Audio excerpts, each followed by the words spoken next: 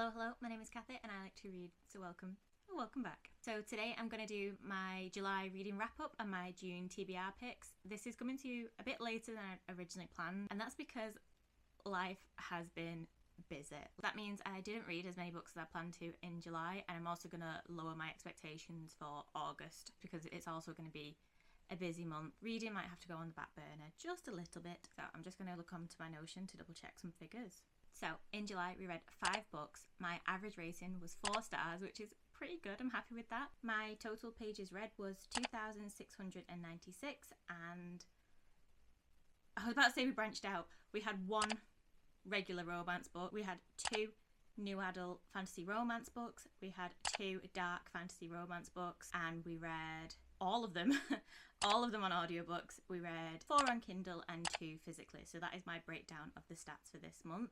And yeah, let's just get into my reading wrap up. So at the end of June, I felt like I was in a bit of a slump. I don't know if it's just the type of books I was reading was really repetitive, or I just needed a genre change or something like that. So I was hesitant going into July thinking I'm going to hate everything, and we had some good ones. If I'm looking down, that's because I've got notes on my phone, because in a way to make the YouTube process smoother and less editing, less cutting out my ums and ahs, I've started writing like little notes and things. So the first book I read in July was Flawless by Elsie Silver, and I rated this at 3.5 stars. This was my first cowboy romance. It was my first Elsie Silver, and I felt like I needed a big genre change. I needed a palette cleanser, and a lot of people recommend this as being just like a spicy fun time. So this is the first in the Chestnut Spring series. It follows Rhett, who's a bull rider, and Summer, who works for her dad's PR company, and Rhett essentially makes a fool out of himself on social media, and his reputation has taken a little bit of a hit.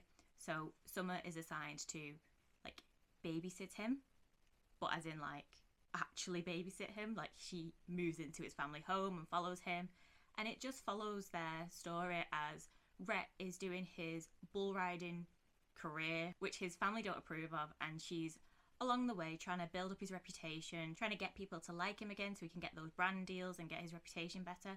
And yeah, it just follows them. It did hook me, but there wasn't a lot of plot. This is the issue that I have with romance books, is that the plot is the romance. I did stay up late reading it, so it had to hook me to some degree. But yeah, it followed a very typical romance formula. It had some spice scenes in it, which I'm not particularly here for. And it was a good palette cleanser, so I will say it did the job. It was a fun time. I'm not immediately hooked by the Chestnut Spring series as the whole world seems to be, but I did enjoy it, and I feel like in the future I would pick up the next one just out of curiosity, because I can tell it's going to follow each of the siblings, and you can kind of see that FMC is being introduced organically. I am intrigued, not hooked, but I am intrigued. So the next book I read was part of duology, and I will lump these together, but it was One Dark Window and Two Twisted Crowns, and I loved this. I rated One Dark Window 5 stars and Two Twisted Crowns 4.5 stars. This was such a good duology, and can I say, this was part of my prompt that I think was a 5-star prediction, and I was bang on. It was a 5-star prediction. It was so good. Yeah, like I genuinely thought I was broken at one point, because 5 stars, I don't seem to give out many 5 stars. I think I'd had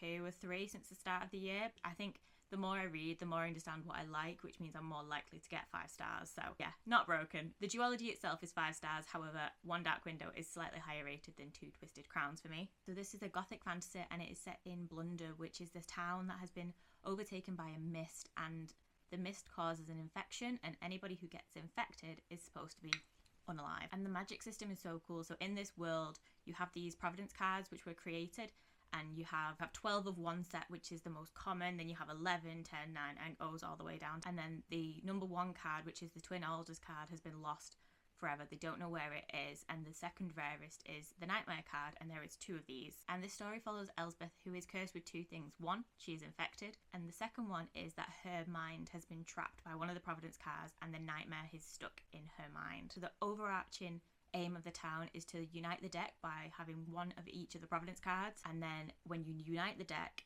the mist will clear. But obviously that's not an easy one, because the Twin Alders card has been lost. They don't know where it is. So as we follow Elsbeth and her struggles with the Nightmare card, we also meet Raven and a whole other cast of characters who all want to unite the deck. Yeah, and it just follows them. This was such a cool gothic fantasy. This is my first Rachel Gillig, and her writing is so atmospheric and wonderful and spooky, but I really enjoyed it. I liked that the magic system was something I hadn't come across before. It wasn't confusing, it was complex, but not overly so. So it was easy to understand and easy to get into. 2 Twisted Crowns was slightly lower rated for me because we follow different POVs as we do in One Dark Window, and they just weren't my favourite. I liked being in Elspeth's mind, but it was so good. I'm really glad that I read them one after another. I listened to the audiobook and I also read it on my Kindle, and I will be definitely getting some trophy copies because I love them. I think there's some special editions coming out. When I checked on Waterstones, they're sold out, so maybe I'll try and order them from somewhere else. But yeah, really loved it. It's definitely the vibe I'm going for. Like, I'm still fully in Summerween. I think it's ever since reading Phantasma I've been fully into spooky gothic vibes, and this was just perfect. And it actually made me remember that I got this little magnet. I got this little magnet in one of my Illumicrate boxes, and I'd love to get loads of cool little magnets to put on my reading cart, but yeah, pop that there for now. So the 4th book I read in July was Glow by Raven Kennedy. I've spoke about this series loads. I've actually got a reading vlog where I was trying to see how many pages I could read in a week, where I finished this off, so a lot of my thoughts are in there. I rated this 3 stars. It just didn't hit. This is a King Midas retelling. It follows Oren. I'm not going to go into the synopsis, and also I would recommend not reading the front of this book too much if you don't want any spoilers. Not even just the back. The front has a big spoiler on it. But yeah, so it was a disappointment. I thought it was really long-winded. It was just quite a lot of nothing, which is saying a lot because I've heard that the next book, Gold, is also quite a lot of nothing. So you got some cool backstory bits. I like seeing some of the characters' upbringings and some of their like lore essentially, but it was just really long, had unnecessary spice in it. You got a little bit of plot development towards the end, but I didn't like the fact that we had multiple POVs, which I liked, but in order to move the plot along, you had to swap POVs rather than have it be incorporated, because there was a scene where I thought the plot would develop with a certain character, and it didn't because they didn't appear, but at the end you just swapped to her POV, and that's how it developed. I don't know how to make it make sense without saying any spoilers, but I fear we might have peaked with Gleam. These book names, man.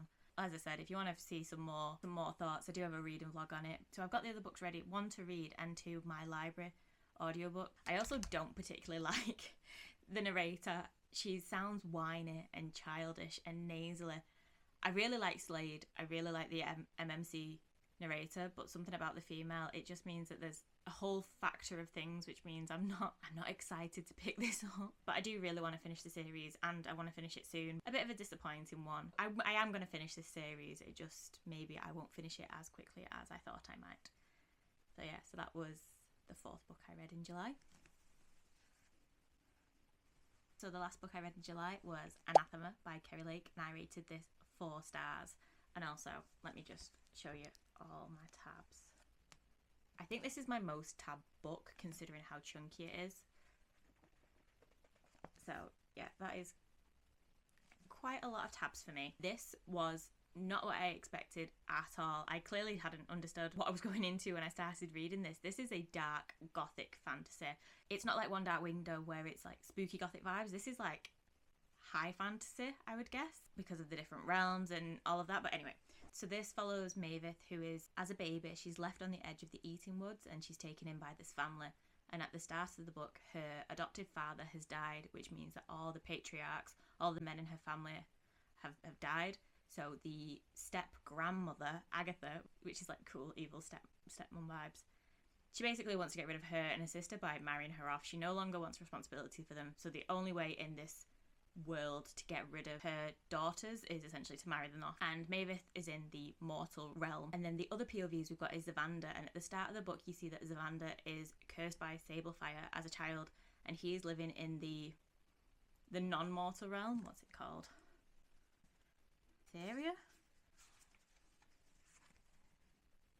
Yeah, so Mavis is in Mortasia and Zavander is in Etheria. Because Zavander was cursed by Sablefire as a child, his goal in life is to get rid of this curse, and Mavis seems to be the key for him to get rid of this curse. But obviously it's not that simple. So this is so much more complex than I thought. There's a lot of heavy world building, which is kind of similar to Crescent City vibes.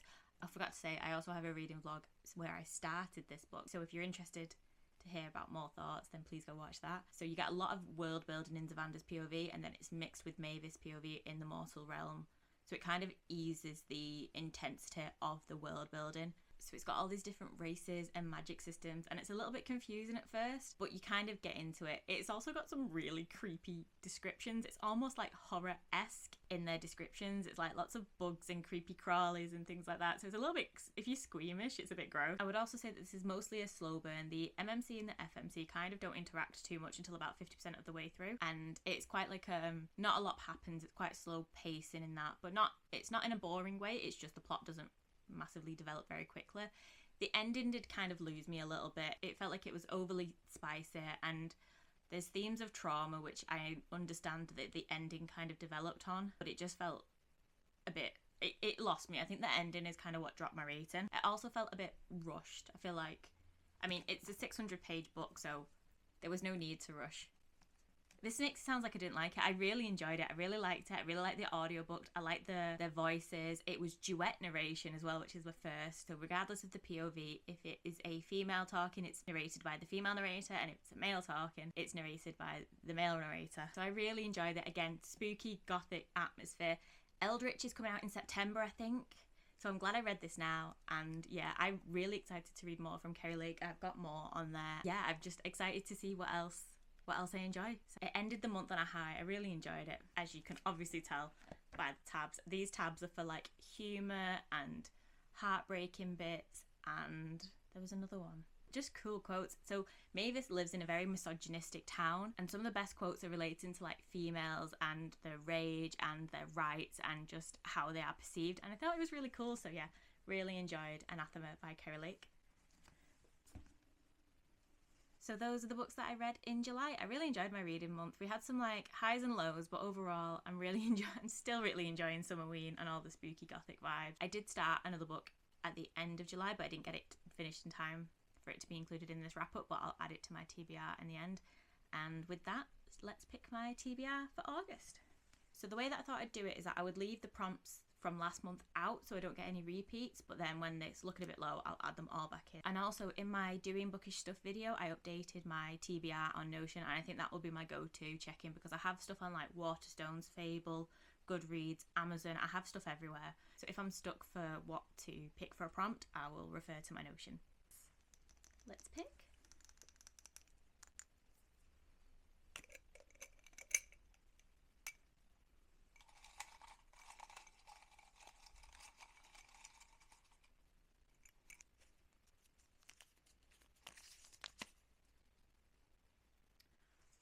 Ooh, last book you bought. I did just buy a few books from Waterstones. So I've placed a Waterstones order, which is on the way, and I also went to Waterstones the other day. I unintentionally bought 3 sprayed edge books when I went to Waterstones the other day. So the first one I bought was Heavenly Bodies by Imani Iriu. I bought Sorceress Comes to Call by T. Kingfisher. Last one I bought was Arcana, I'm not sure. Arcana Academy by Elise Cover. Ooh! I get a little bookmark. But I did actually buy a signed copy as well. So I was in Waterstones and I kind of was just like holding this around, and then one of the bookkeepers came up to me and said that they really enjoyed it. Out of these 3 books that I bought at the same time, if I'm being really, really specific, I picked up Arcana Academy last. Yeah, okay, yeah, so that was very easy. So we're going to put Arcana Academy on the August TBR. I actually don't know what this is about at all. I've never read anything by Elise Cover, but the bookseller said it kind of didn't matter. I think this is a very different vibe, so let's just read the synopsis. Clara Greysword has survived the underworld of Eclipse City through thievery, luck, and a whole lot of illegal magic. After a job goes awry, Clara is sentenced to a lifetime in prison for inking tarot cards, a rare power reserved to practitioners at the elite Arcana Academy. Is this more tarot cards? Because after One Dark Window, I am here for it. Just when it seems her luck has run dry, the Academy's enigmatic headmaster, Prince Kalis, offers her an escape for a price. Kalis believes that Clara is the perfect tool to help him steal a tarot card from the king and use it to recreate an all-powerful card long lost to time. In order to conceal her identity and keep her close, Kalis brings Clara to Arcana Academy, introducing her as the newest first-year student and his bride-to-be, thrust into a world of arcane magic and royal intrigue where one misstep will send her back to prison or worse. Clara finds that the prince she swore to hate may not be what he seems. But can she risk giving him power over the world and her heart, or will she take it for herself? First installment of an... No. The first installment of an enthralling fantasy romance series from the best-selling author of A Deal with the Elf King. Yeah, I'm sold. This is dark academia, tarot cards, obviously some kind of romance. Is there a map? Yeah, okay, there's a map. So I really like the spine. There's no hardcover artwork. Have I got makeup on it already? Maybe. I also really like the end pages. Ooh, wow, and I've even got a bookmark to go with it. This is cool. So yeah, so the first pick is Arcana Academy by Elise Cover. Oh, I forgot to put these. Let's move these out the way. You will go on the shelves. So, as I was saying, the first pick on our August TBR is Arcana Academy by Elise Cover. I'm excited for this. Ooh, thank you, pass me. So, I will say that if I didn't do my haul the other day, the last book I actually bought was The Poisoner by Ivy Ophelia. And I know that is a Kindle book, but it's not arrived yet. So, technically, these are the last ones that I did buy. So let's put these back on the TBR card. I will only be picking 4 prompts because I've already got a book on the go, so that'll be 5 books. And out of my TBR from last month, I think I only technically finished 4 out of the 6. As you can see, I Caught This Cruel and Lovely is back on the TBR cart. So I'm gonna, like I said at the beginning, I'm gonna lower my expectations and the pressure. Not that there's any pressure to read. So I'm gonna lower it because I think I kind of got a bit overwhelmed that I picked too many prompts and I really had to read them and I didn't get to them in time. But yeah, so 4 prompts, 1 on the go. 5 books. I'm hoping I can do 5, and I'm hoping we might be slightly more successful. Not that 4 out of 6 isn't successful, but yeah, I just like to know what I'm reading for the month, and I think I'd put too much pressure on myself to try and read more than was capable. So let's pick the next prompt. That was a yellow one, so we'll probably pick one of each colour.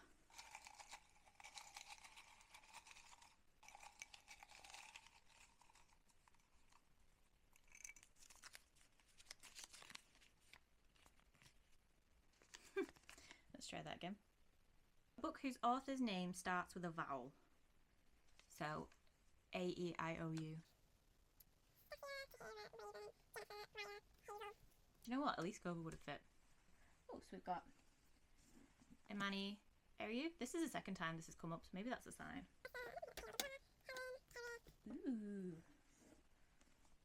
We've got Belladonna by Adeline Grace. We've got The Atlas 6 by Olivia Blake. So let me just have a look at my subscription books. Have a look on my Notion to see what else I've got on there. So just looking at this list, we could do The Book of Azrael by Amber V. Nicole. I've been really wanting to start that series. Plus I think the next one's coming out soon. Okay. The Poisoner by Ivy Ophelia. I have just bought it, but however I do know it's also on Kindle. So I could probably start reading it and save my nice copy untouched. I saw that Madison Kate was going to do an Olivia Blake reading order, so I'm kind of holding off for that video. So Olivia Blake, we're not going to read. So our options are the 4. So we've got Belladonna by Adeline Grace, Heavenly Bodies by Imani Eriu. We could also do The Book of Azrael by Amber V. Nicole and The Poisoner by Ivy Ophelia. Belladonna is part of a finished series, however, Heavenly Bodies, I think the second one's coming out soon. Let me see when the next one's coming out. So the hardback for Heavenly Bodies is coming out in November. I'm really stuck. Now, do you know what? I've wanted an excuse to read The Book of Azrael for ages, and I was just thinking there's so many good series that I need to get more up to date on. So yeah, I think we'll add The Book of Azrael by Amber V. Nicole to this list. So that will be a Kindle read for me. So let me just read the synopsis. Many centuries ago, desperate to save her dying sister, Diana made a deal with Caden, a monster far worse than any nightmare. Locked in servitude to him, she is forced to hunt down an ancient relic held by her most dangerous enemy, an army led by Samkiel, the World Ender. After the Gods' War, Samkiel hid from everything, denying his crown and deserting his people. Now, an attack on those he loves sends him back to the realm he never wished to return to, and into the sights of an enemy he hoped to forget. With every world at stake, Diana and Samkiel are forced to set aside their animosity and work together before all is lost. Really doesn't give you much, does it? So I know that Diana is morally grey and she is some people's favourite FMC ever, so yeah, we're going to add it to the TBR. I'm excited. I am really excited for that, so let's add these back to the shelves. Heavenly Bodies, you will get your time, I promise. So the third pick Go for either a pink or a green. Green.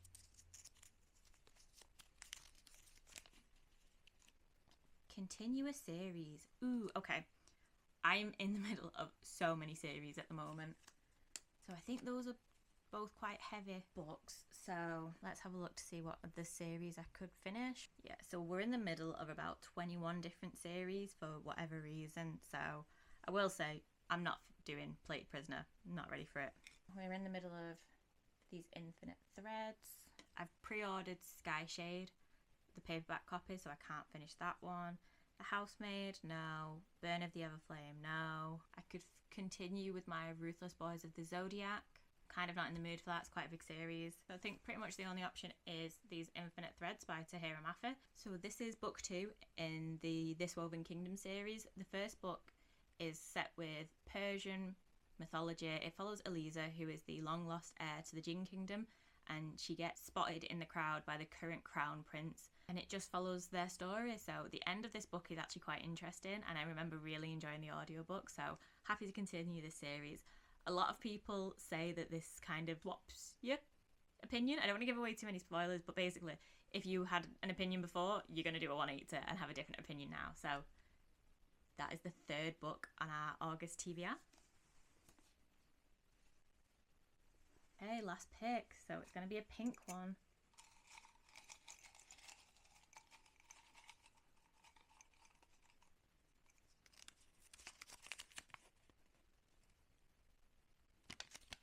Oh, always upside down. There we go. Standalone. On my physical TBR, I think the only standalone on my physical TBR is Nocticadia by Kerry Lake. This is Dark Academia Gothic, I believe. Okay, so some of the options we've got here that I'm reading, I don't want to have to buy anything. So that takes out Invisible Life of Addie LaRue, Academy for Liars, Blood Over Brighthaven. Oh, I tell a lie, we do have another standalone. We have A Sorceress Comes to Call by T. Kingfisher. So the other options we've got are... I'm not ready to read A Sword of Kaigan. No, sorry, not ready. Exorcism of Fairies. Is that a standalone? I wrote that it's a standalone, but I'm not actually sure. Let me double check. Because this is another really gothic one that I've been interested in reading. I think I saw this from Bailey. I think it's Bailey's Bookshelf. This actually says, from the #1 best-selling author of Autumn of the Grimoire comes a brand new dark academia romance in the vein of Ninth House meets If We Were Villains and Nocticadia. I really try to, if a lot of books say that they were like XYZ book, I try to read the XYZ book first, which is why I've tried to read Zodiac Academy before going into Onwards of Blood and things like that. So if this is saying it's like Nocticadia, that makes me think I should read Nocticadia first. But I kind of want to read that. I kind of want to do Nocticadia. No, so I really want to read Exorcism of Fairies, but I feel like, how long is... I cannot get my brain straight. Let's see, how long is Exorcism of Fairies? Now, you know what? I want to get on the hype early, plus I've been really enjoying reading stuff on my Kindle, so we're going to add Exorcism of Fairies by J.L. Vamper to my August TBR, and let me just read the synopsis. She is the daughter of morticians, studying botany at Trinity College, Dublin. He is her morbid anatomy professor, and the Fae are possessing the good people of Dublin. Only Atta and Professor Murdoch can exorcise the Fae, but can they fight their forbidden feelings for one another in the process? No, do you know what? It sounds too much like Nocticadia. Right, okay, rewind, backtrack. We're putting Nocticadia on the August TBR. I may regret this because it's such a chunky book, but I'm also really excited. So, yeah, let's add it. Another opportunity you got picked. You are brand new, so you do need to, like, marinate on the TBR shelf for a bit first. Okay, so that is my 4 books picked off the August TBR, and then my current read, which is also going to be on my August TBR, is Tress of the Emerald Sea by Brandon Sanderson. This is a rollover from last month, so I did start reading it at the end of the month, and I will be finishing it in August. So this is my book number 5, essentially. So I don't put too much pressure on myself, so you'll see all my thoughts in my August reading wrap-up, but these are my tabs so far. You can tell when I've started listening to it on audio and then when I'm still physically reading it. I need to go back and tab what I've made a note of when I'm listening to it on Audible, but yeah, that is on my TBR as well. So this is my August TBR. We've got Arcana Academy by Elise Kova. We've got these Infinite Threads by Tahira Mafi, Nocticadia by Kerry Lake, and we're also going to do The Book of Azrael by Amber V. Nicole. And I'm really excited for this. This is like a stacked TBR. I'm looking forward to it. So yeah, let's pop these back on there for another time. Hopefully this won't be too late and I'll get this up on a good time, and hopefully my videos won't be disrupted too much despite my studying and manic crazy life. I'm saying that like I'm really social. I'm not. I just have a lot of stuff I want to do and not a lot of time to do it, which means that reading isn't always my biggest priority. So yeah, so that is my reading wrap up and my August TBR. I'm really looking forward to reading some of these books. I've got some really good picks there. So I just want to say thank you very much for watching, and I'll see you in the next one. Bye. Pepsi Max break.